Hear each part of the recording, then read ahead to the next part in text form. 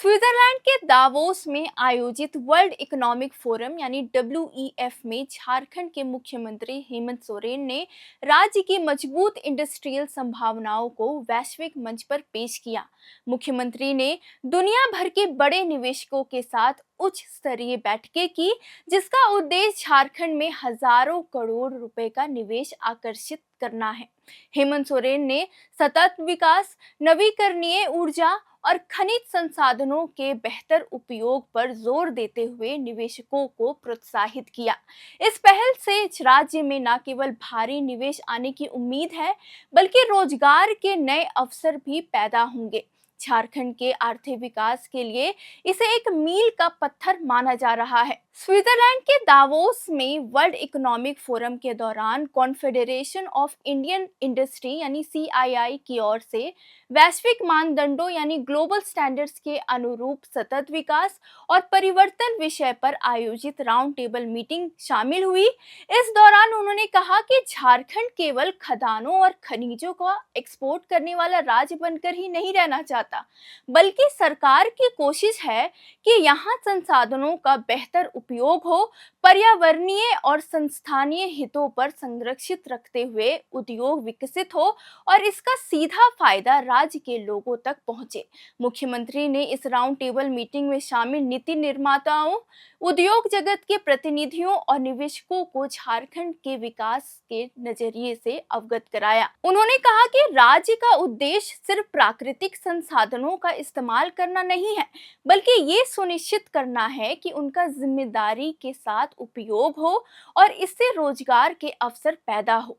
CM के मुताबिक सतत विकास का मतलब केवल पर्यावरण की सुरक्षा नहीं है, बल्कि लोगों की आजीविका, कौशल विकास और सामाजिक हितों का संरक्षण भी है। खासकर स्थानीय और आदिवासी समुदाय के हितों का ध्यान रखना होगा। उन्होंने बताया कि राज्य सरकार खनिज आधारित उद्योगों को आगे बढ़ाने के साथ साथ नवीकरणीय ऊर्जा, हरित तकनीक और मानव संसाधन के विकास पर भी जोर दे रही है। ऐसी नीतियां जरूरी है जिनसे आर्थिक विकास भी हो, पर्यावरण और सामाजिक हितों की रक्षा भी बनी रहे। पर्यटन पर बात करते हुए CM ने कहा कि झारखंड में इको टूरिज्म, प्राकृतिक आधारित और सांस्कृतिक पर्यटन की काफी संभावनाएं है। सरकार पर्यटन को विकास का एक मजबूत आधार मानना चाहती है, ताकि स्थानीय लोगों को रोजगार मिले और राज्य की प्राकृतिक और सांस्कृतिक विरासत सुरक्षित रहे। मुख्यमंत्री ने वैश्विक निवेशकों और साझेदारों से जिम्मेदार खनन, सतत उद्योग और नवीकरणीय ऊर्जा और पर्यटन ढांचे के विकास में झारखंड के साथ काम करने का आग्रह किया है। CM ने वर्ल्ड इकोनॉमिक फोरम के दौरान वैश्विक IT कंपनी टेक महिंद्रा ने झारखंड में आर्टिफिशियल इंटेलिजेंस यानी AI, डेटा सेंटर और इमर्जिंग टेक्नोलॉजी के क्षेत्र में निवेश का प्रस्ताव रखा है।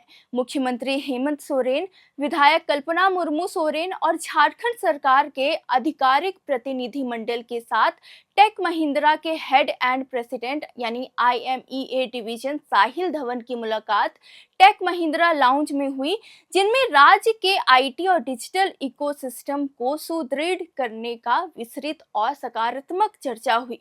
बैठक के दौरान टेक महिंद्रा के प्रतिनिधियों ने कहा कि झारखंड ऊर्जा सरप्लस राज्य बनने की दिशा में तेजी से अग्रसर है।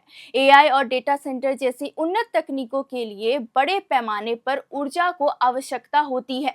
ऐसे में झारखंड इन क्षेत्रों के लिए उपयुक्त लक्ष्य बन सकता है। कंपनी ने अंडरग्राउंड एनर्जी स्टोरेज सहित उन्नत ऊर्जा समाधान विकसित करने के लिए राज्य सरकार के साथ सहयोग की संभावना जताई है। टेक महिंद्रा ने झारखंड में प्रस्तावित IT पार्क को मजबूती देने के लिए रणनीतिक भागीदारी के रूप में जुड़ने में भी रुचि दिखाई है। इसके साथ ही राज्य में ग्लोबल कैपेबिलिटी सेंटर यानी GCC स्थापित करने की संभावना पर भी सकारात्मक रुख रखा है। प्रस्तावित जीसीसी के माध्यम से आईटी सेवाएं, research and development, mining research, finance, customer service और डिजिटल इनोवेशन जैसे वैश्विक कार्यों का संचालन झारखंड की स्थानीय प्रतिभाओं द्वारा किया जा सकेगा। इससे राज्य को वैश्विक तकनीकी मानचित्र पर नई पहचान मिलने के साथ साथ रोजगार के बड़े बड़े अवसर सृजित होने की उम्मीद है। मुख्यमंत्री ने इस अवसर पर कहा कि झारखंड सरकार उद्योग और शिक्षा संस्थानों के बीच मजबूत साझेदारी पर जोर दे रही है।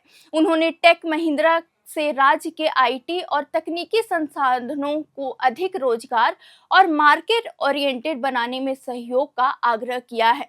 उन्होंने आगे कहा कि भविष्य की जरूरतों के अनुरूप युवाओं को तैयार के लिए उद्योगों की भागीदारी बेहद आवश्यक है। स्विट्जरलैंड के दावोस में वर्ल्ड इकोनॉमिक फोरम की वार्षिक बैठक के दौरान झारखंड ने निवेश, इंडस्ट्रियल इनोवेशन और अंतर्राष्ट्रीय सहयोग के क्षेत्र में अपनी सशक्त वैश्विक उपस्थिति दर्ज कराई है। मुख्यमंत्री हेमंत सोरेन के नेतृत्व वाले राज्य सरकार के प्रतिनिधिमंडल ने एक और जहां स्वीडन के साथ व्यापारिक साझेदारी और अर्बन मोबिलिटी पर सहयोग की संभावनाओं पर विमर्श किया, वहीं दूसरी ओर टाटा स्टील के साथ ग्रीन स्टील तकनीक को लेकर एक ऐतिहासिक समझौता भी किया।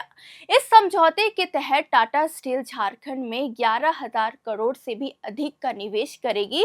फोरम की बैठक के दौरान मुख्यमंत्री हेमंत सोरेन को प्रशिष्ट व्हाइट बैज से सम्मानित भी किया गया।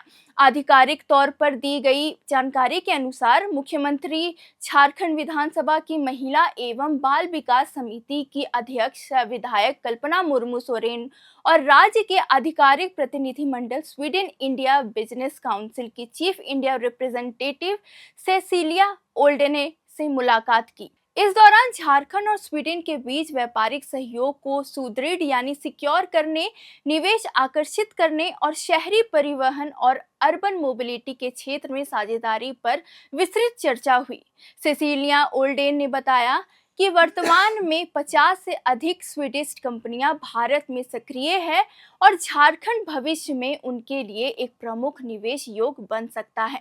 बैठक में यह भी सहमति बनी कि मुख्यमंत्री के पिछले स्वीडन दौरे के दौरान वोल्वो सहित अन्य कंपनियों से हुई चर्चाओं को आगे बढ़ाने के लिए अप्रैल महीने में एक विशेष राउंड टेबल बैठक आयोजित की जाएगी, जिसमें शहरी परिवहन, वित्त पोषण जैसे विषयों पर विचार होगा। इंडस्ट्रियल क्षेत्र में झारखंड के लिए सबसे बड़ा कदम टाटा स्टील के साथ ग्रीन स्टील तकनीक को लेकर भी समझौता रहा, जिससे झारखंड सरकार की ओर से और टाटा स्टील के बीच 11,100 करोड़ से अधिक के निवेश से संबंधित लेटर ऑफ इंटेंट और हस्ताक्षर किए गए। इस निवेश से राज्य से प्रत्यक्ष अप्रत्यक्ष रोजगार के अवसर सृजित होंगे। कुल मिलाकर दावोस में चल रहे वर्ल्ड इकोनॉमिक फोरम में हेमंत सोरेन ने कई सुझाव प्रस्तुत किए, जहां अलग अलग कंपनियों झारखंड में निवेश करने की बात कही गई है। खैर, ये तो साफ है कि झारखंड अब भारत में अपने आप को सीमित करके नहीं रखना चाहता। जिस तरह सीएम हेमंत सोरेन ने कहा कि निवेश की बात सामने रखी, उससे रोजगार तो बढ़ेगा ही, साथ ही झारखंड के विकास में भी महत्वपूर्ण भूमिका निभाएगा। फिलहाल इस वीडियो के लिए इतना ही। आपको ये वीडियो कैसी लगी हमें कमेंट बॉक्स पर लिखकर बताएं। चैनल को सब्सक्राइब करें और ऐसे ही खबरों के लिए देखते रहें एयर नाउ।